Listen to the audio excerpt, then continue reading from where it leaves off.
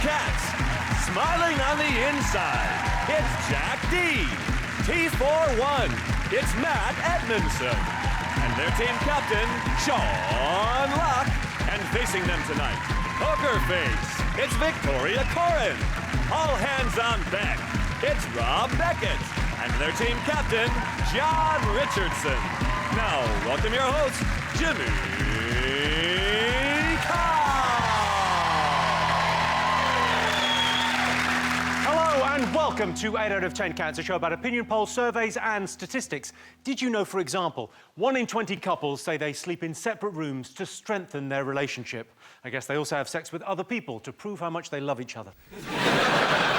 10% of people never talk about food at work, and that's because they're too fat to work, and besides, they don't want to talk with their mouth full. And 25% of men never use deodorant, but unfortunately, they do use public transport. Right, let's get started.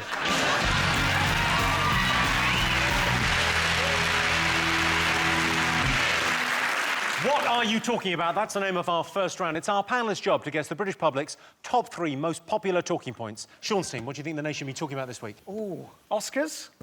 Yes, the Oscars. Were you excited by them? Not particularly, no. To be honest with you, I don't really like award ceremonies. Not because I don't win them, award ceremonies over the years have encouraged me to read, watch and listen to stuff that I could quite comfortably have avoided. There's loads of films, books, records that I listen to because they won awards and have wasted my time, wasted my life. Avatar, I'd never have gone to see Avatar, but it's won all these awards, I went to see it and... oh, Christ. Really? It's like the best Smurf movie ever. It's just bollocks. It's just hang on, are you moving on to Mumford & Son? Mumford & Sons. People love Mumford & Son. Yeah, fine if they come round to paint your house. There's loads of them. They put up in their cheeky 1950s van. Yeah. But you don't want to listen to them going, oh, the same bleeding song over and over again. Why don't you cheer up? What's the matter with you?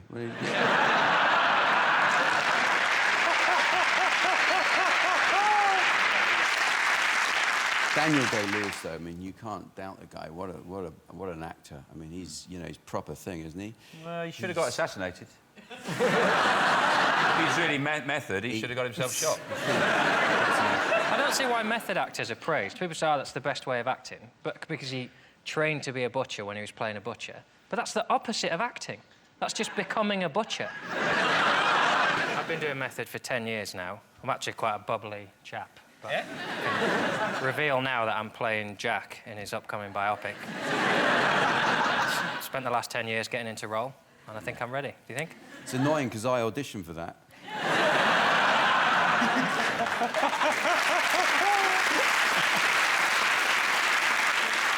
What's incredible is his speeches, because actors act because they're tedious people. That's why they do it, because from when they were children, they've learnt that by being other people, they make more friends and are more popular. Have you thought about acting? I can act right now. I don't need to learn to... I'll do a butcher right now for you. I won't go away and train to be one. What do you want, darling? A little bit of beef? But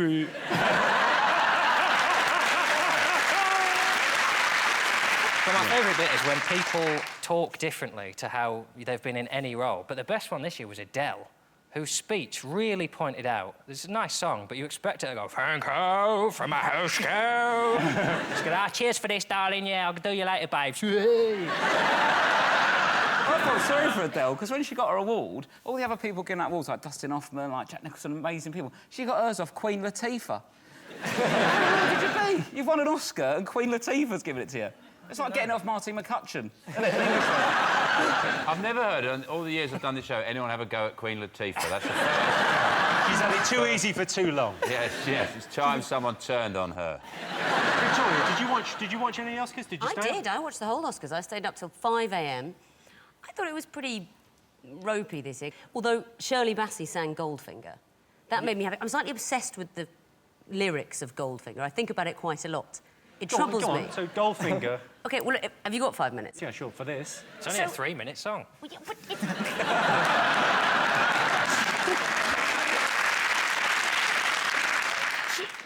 it's mostly the line, such a cold finger. What? Why would he have a cold finger? I mean, first of all, his finger isn't gold. His name is Goldfinger. And if he did have a gold finger, Metal is actually an excellent conductor of heat, so it could be much hotter than an ordinary finger, so it wouldn't be such a cold finger. But then later, she says he has a spider's touch. Now, if he did have a metal finger, that would be quite a leaden, heavy touch. It wouldn't be... I mean, to be fair, this is a film about a man who touches stuff and it turns to gold. I would have bigger bugbears with that. No, it isn't. No, it isn't. That's King Midas, you're thinking.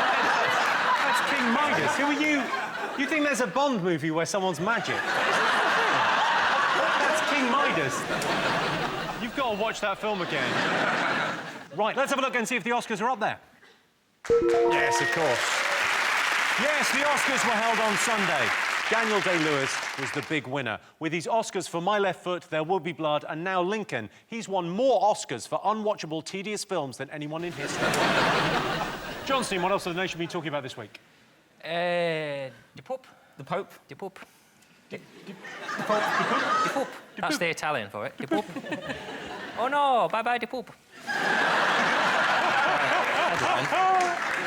It was the Pope's last day, wasn't it? But what I don't understand, he's quit just before Easter.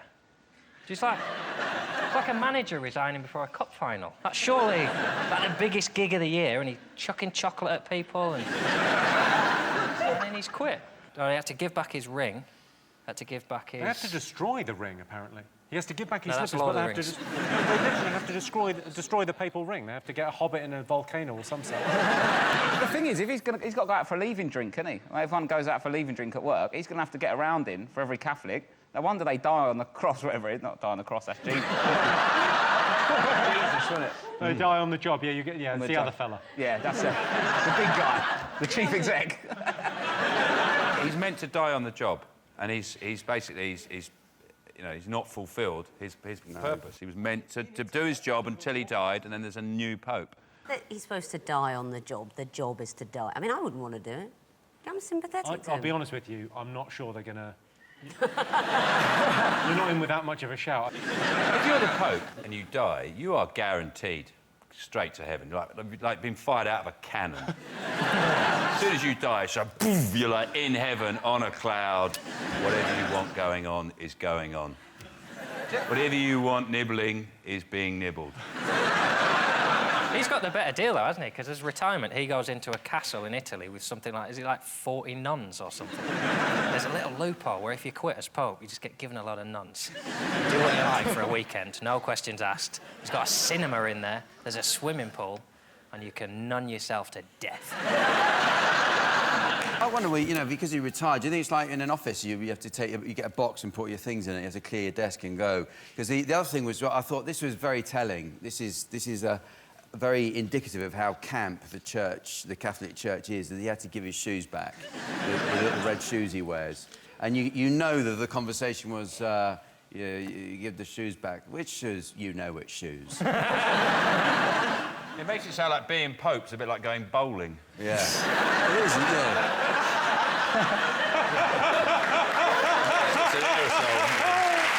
Gives him his old shoes back. Yeah. Should we have a look and see whether the Pope is up there? I'm sure he is.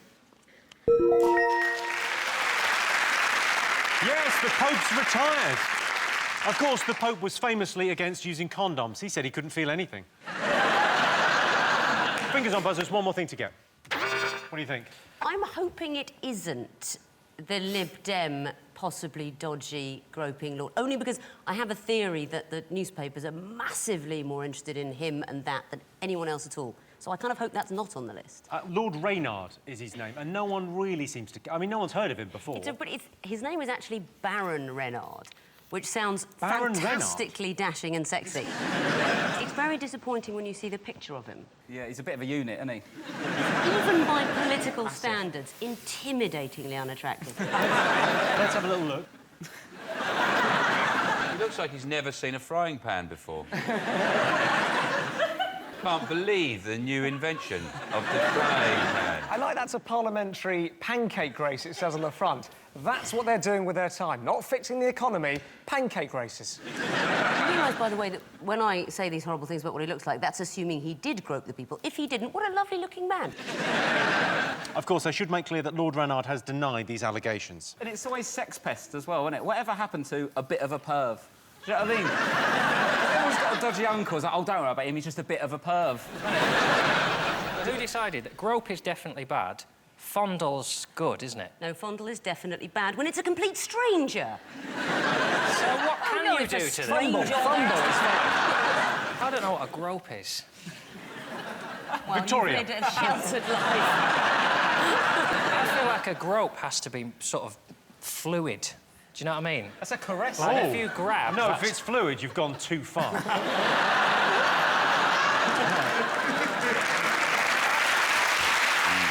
I can tell you, Lord Renard is not one of the most talked about things this week, but ex-Lib Dem peer Lord Renard has been accused of groping party members.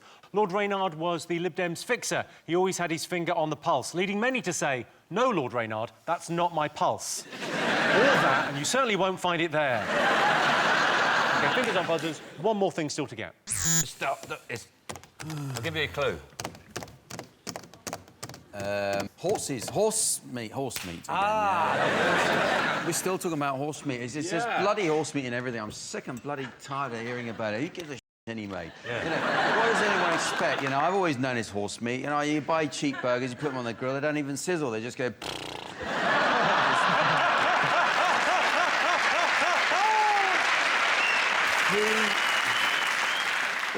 You know, people think that they can spend, £1.20 and I got 150 burgers, and then they're for it in a box, and it's absolutely disgraceful because some of it's horse meat. What the hell did you expect? You're lucky it's horse, frankly. You are lucky it's horse. You know, you go for a kebab, right? Everyone knows, subconsciously, we all know that that's not very nice, what you're eating. So that's why you have to have at least 5 or 6 pints before you summon up the courage to have a kebab. Because you know, basically, it's hospital waste on a stick. I've seen them going around. I've seen one that had a plimsoll on it. It's going around. You expect kebabs to be made out of missing townsfolk? Really? It is. Everything's got bloody horse meat. You know, One Direction, they're 28% horse meat.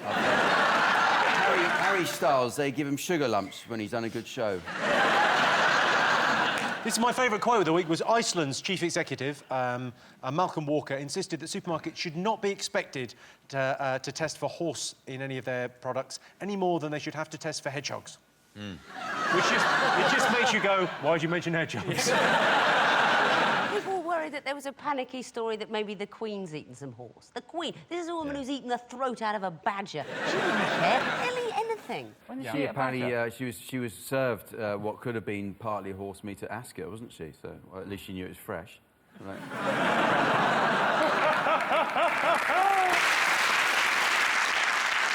Would you eat a horse? No, I wouldn't. I was a vegetarian for many years, which is why I've not developed into a full-grown adult. I was going to ask about that. I'm so glad you've mentioned it. Yeah. No, I wouldn't eat a horse. I'm quite funny with meat now. So what won't you eat? What's your... I've not gone for pork yet, because pork to me feels too similar when you eat it to how it looks when it's in the farm. It's like bacon, for example, it's like someone's taken a potato peeler to the back of a pig and then gone, just eat that. Oh, you're making me hungry just saying that. Really? That sounds delicious. I like the crackling when it's still got some hair on it. Oh, really? Oh, no. No. Yeah, but you mean that as a euphemism, you dirty sod.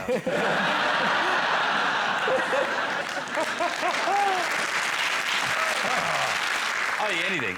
I think we should farm elephants. They're massive. They're covered in meat.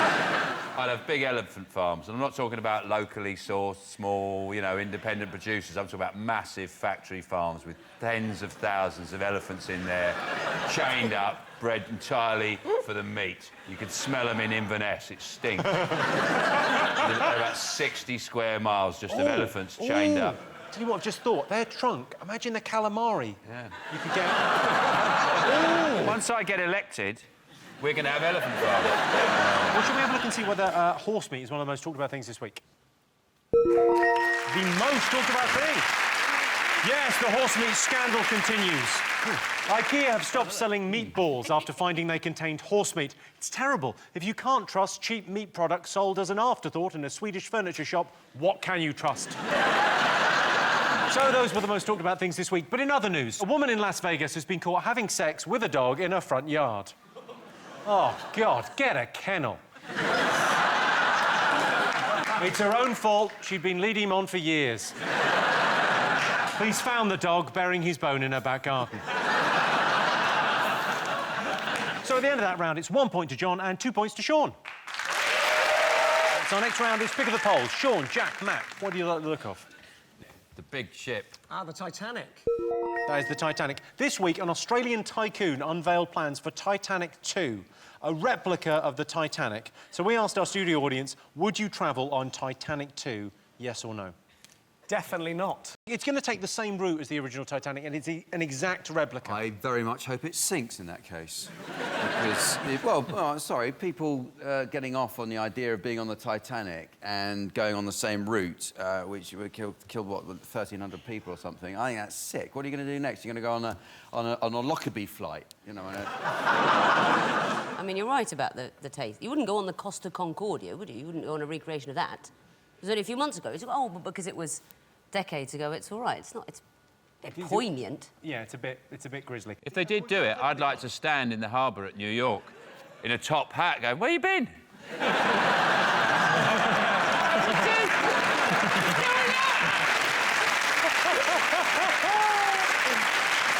I've got a beard about a mile long, going into the harbour. So you wouldn't go on this? I wouldn't go on a cruise in the modern-day era, let alone back when the Titanic was happening, because it's rubbish. It's like checking yourself onto a floating prison. You can't really do anything, can you, on a cruise? Has anyone been on a cruise? Yeah, on Hampstead Heath, yeah. Very different vibe. I don't like boats. I get bored of waving. You have to wave all the time, don't you? Why do you have to wave on a boat? It's ridiculous. You don't do it on a train. Yeah. I'm on a train. I'm on a boat. Get over it. I do that on the tube every day. Hello, hello, hello. It takes forever. Sick of it. On a boat. Whoa. Chill out. Would you go on this? When are you going to get a better chance to do practical jokes? Like, how many laughs do you reckon you'd get? I would be up every morning just go, iceberg, dead ahead! Or you just stand by the lifeboats, just never leave them, just lean on them all the time. Yeah. Anyone comes near me, fuck off. I wouldn't go on Titanic 3. Like, if that one goes down as well, and they go, we're going to do a third one, that's when I go, look, you need to stop doing Titanic. This one's going to be safer than any boat because they're going to be so aware. Like, I'd rather get on a plane the day after a plane crash because I think they're not going to be two, are they? But if there hasn't been one for ages and I get in a plane, I think, God, we're due here. Are you aware of 9/11? Are you aware of 10/11? No, nothing happened.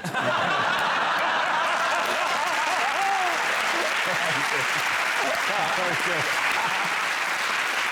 So, would you travel on the Titanic II, yes or no? What do you think our audience said? No. No. They No would. chance. Yeah. Of course they said yes. Of course they said yes. Of course they said yes, you dick. They said yes. So yes Dick or no, about it, I Jimmy. can tell you the answer is yes. 74% of our studio audience said they would travel on Titanic II. And the winner is the name of our final round. Here's your question. Best way to make friends? Ow. Obviously not like that. Is it hang around after night prayers? Night prayers, that comes just before let's strip down to our pants prayers. That comes just before the in the name of the Father, the Son, and in the Holy Ghost.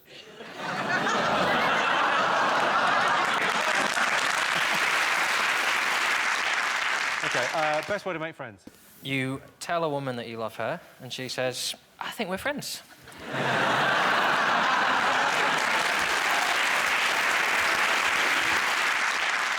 It's better when you could just ask when you're a kid, and you just go up to someone and say, you want to be friends? If you do that now, it looks weird. You're making mates with someone in the office. There's no point in which you have to go, can I just clarify, are we friends? We can't be best friends, because I made best friends with Sue last week. A better way that isn't weird is to throw someone's dog in a pond and pretend you rescued it.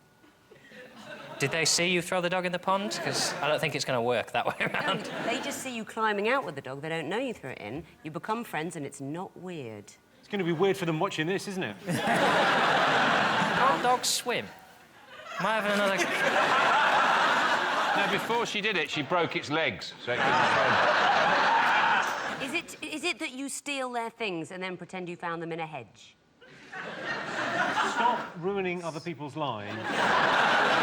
48% of people meet their true friends at work. Is that true for you? Have you met friends at work? You're a professional gambler most of the time. So. Yeah, no, I mean, that's... But I'm terrible at making friends. That's why I play poker, because you You sit with a bunch of people and you play a game and drink and chat, and they are friends, but it's just friends where at the end of the evening you go, I think you owe me £100. That sounds like prostitution. Well, that's simply the way I make friends. Deal with it. Rob, well, what do you think? I think you don't need many friends. I mean, I've got about 6, and like, that's one that I could do with cutting a few off. According to a recent survey, the average British person has 3 true friends and another 19 mates. But I call everyone mate, and I don't mean it.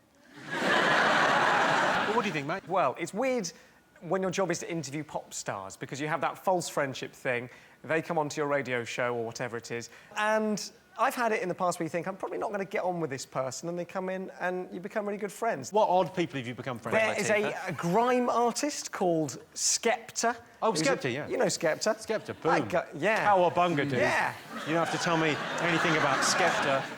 He and I have kind of become friends just through being interviewed a few times. I did an interview where I mounted him in a piggyback from behind, and he had to hold my weights whilst we had a little chat. And since then, we've been nearly inseparable. I'll just let you know about the thing about Skepta is he doesn't let his real friends do that to him. We don't Crush do my that. dream, We sure. don't do that. It's weird that you weren't at Skepto's birthday party last night, though. Skepta, but yeah. What do you call him? Skepta. You call him Skepta? If you're a mate, we call him Skepto. Oh, Skepto. Skepto. Skeptos. Are you going round his later? What, Skeppies? Yeah. Couple of pints. Skepsies. Skeppo. Yeah. I'm going to go down there, we're just going to hit a bin with a brick for a bit. It'll be great. OK, best way to make friends? Just do it on Facebook, and once you've clicked it, it's official.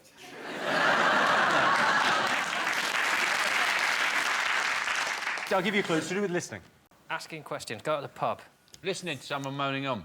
That'll do, yeah. I'll give you that. Listening was close enough. Yes, the best way to make friends is to listen to people's problems. Of course, some people like me have the opposite problem, too many friends. It's like every makeup girl we've ever had on this show has had to leave because I'm too friendly. Well, that sound tells me it's the end of the round and the end of the show, which means the final scores are John, Victoria and Rob have 2 points, Sean, Jack and Matt have 3 points. They've won. Thanks to all our panellists, our wonderful studio audience, and all of you watching at home. If you want more, tune in to AR Tankouts Uncut on Wednesday. That's it from us. Good night.